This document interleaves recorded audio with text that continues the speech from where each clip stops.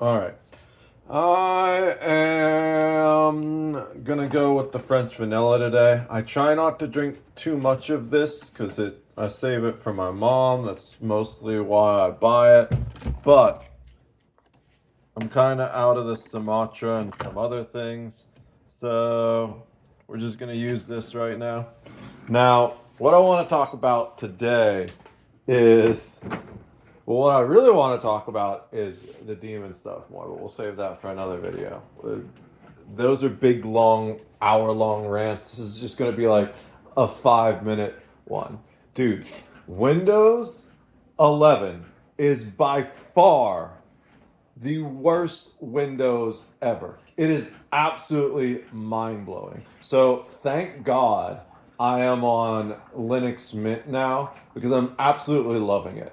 I I started with Linux on Ubuntu in like college, but to be honest, I just couldn't deal with sudo this, sudo that, sudo ATP my fucking balls, you know? But two things have changed. One, I've matured a little bit, so I kind of find it interesting, and I'm also trying. No, well, to get rid of that word is one thing. I'm also learning programming, although kind of tangentially sideways, slightly backwards. The other thing that changed is AI. You know, it was always easy enough to Google, like, yo, what are these commands?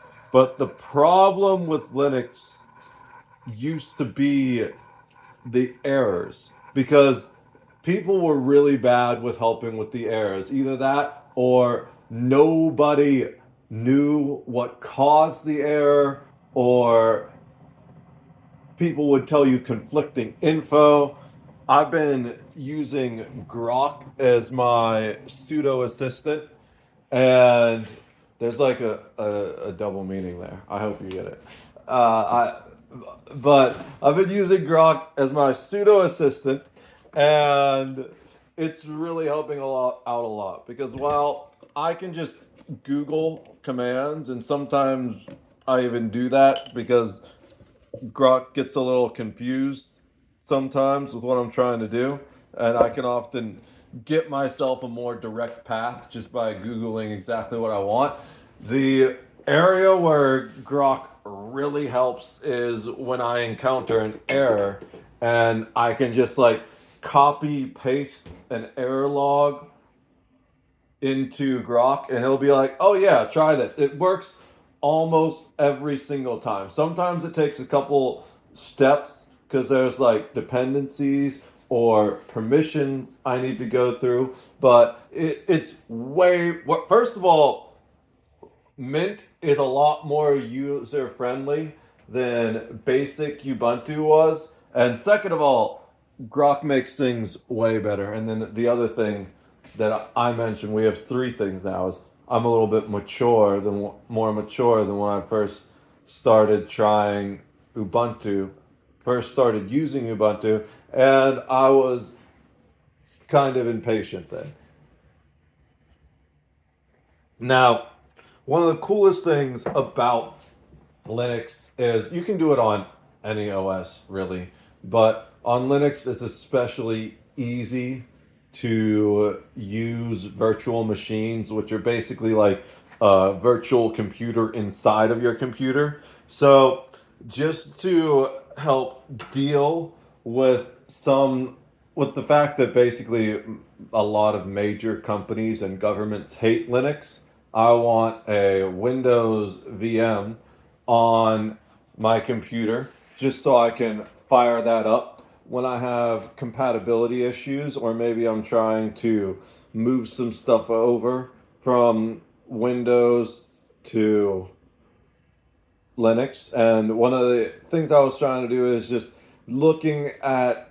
So I used to use the Stream Elements Live plugin on OBS when I was on Windows, and Stream Elements hates Linux.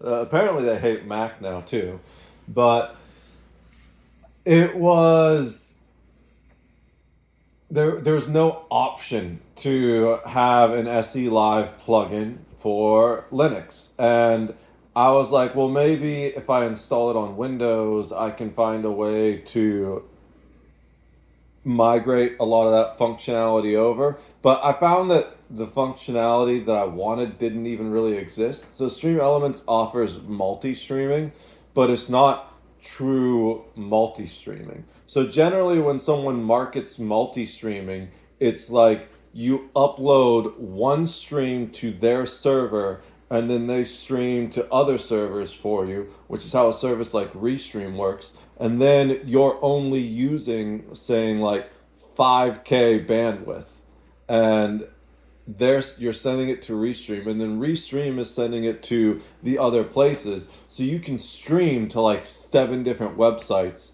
and it's like you're only streaming to one as far as your internet usage is going. Well, Stream Elements, there's been a whole series of Stream Elephants and Stream Elephants. It's the Stream Elephant in the room. There's been a whole series of Stream Elements and shitification the past year or so. And I've been very much like, oh yeah, Stream Elements rocks for the past 4 years.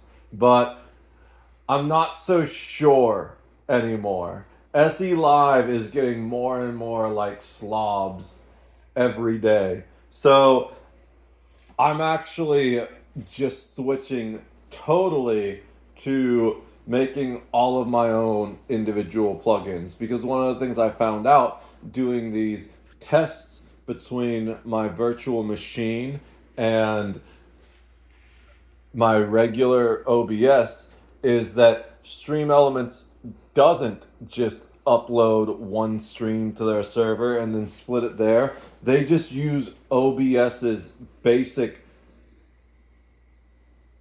stream splitting plugin or something equivalent to it. So if you're streaming to 3 places, you're actually streaming to 3 places. So that 5K bit rate turns into a 15K bit rate.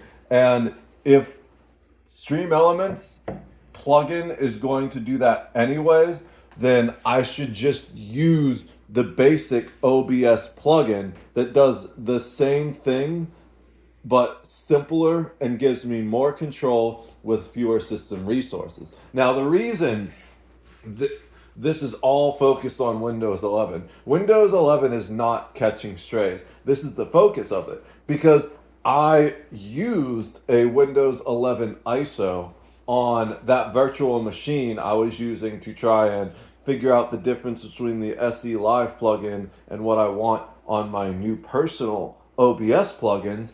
And oh my God, it was the worst Windows experience of my life. They have removed all kinds of what I consider essential customization. For like as long as I can remember, I have been moving the taskbar at the bottom to the top of my window.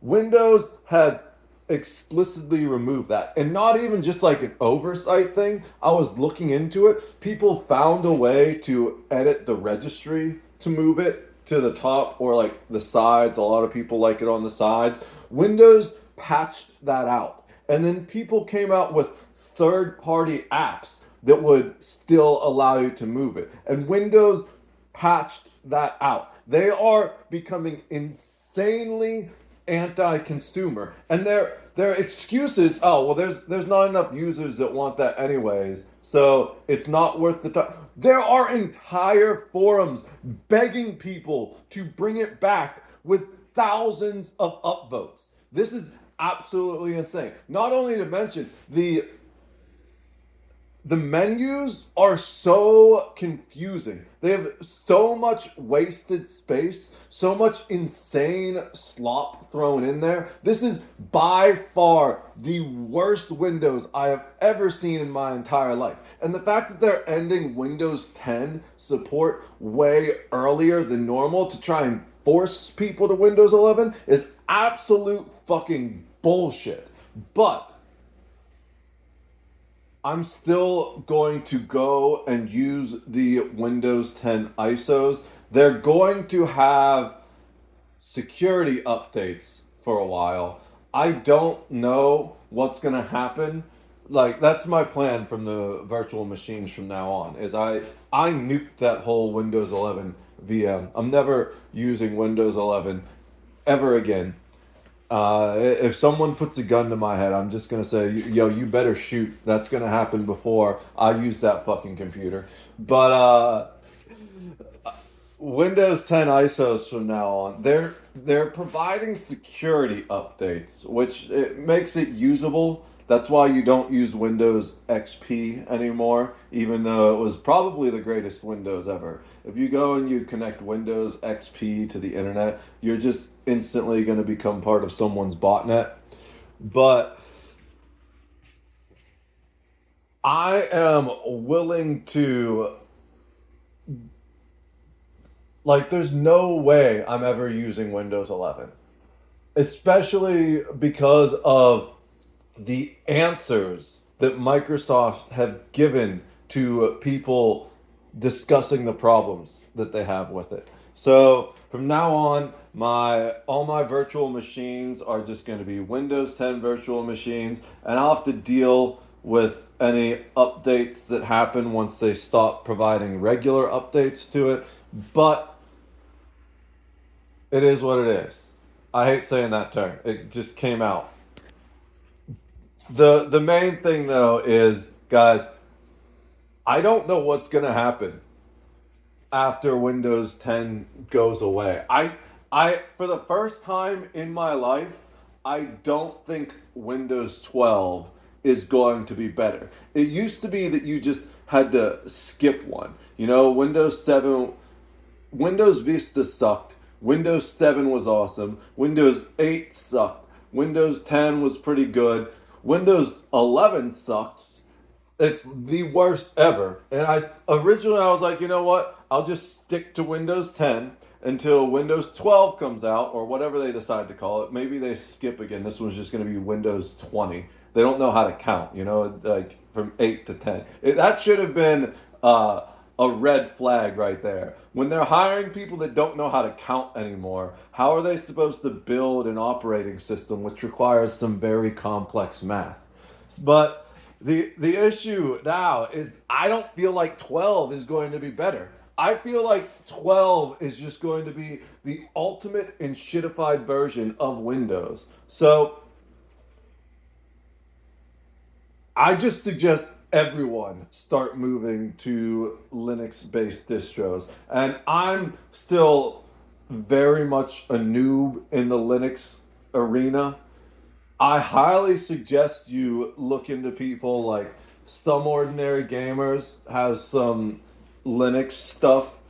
I'm sure there's more. There's lots of Linux forums that help. Whatever distro you go with, it's going to have a forum specific to that distro where you can find the best help. It's one of the few areas that Reddit's actually useful and gives good information instead of absolute outright brain dead, insane asylum type lies. But use Reddit, use forums to help you learn Linux because Windows is truly dead.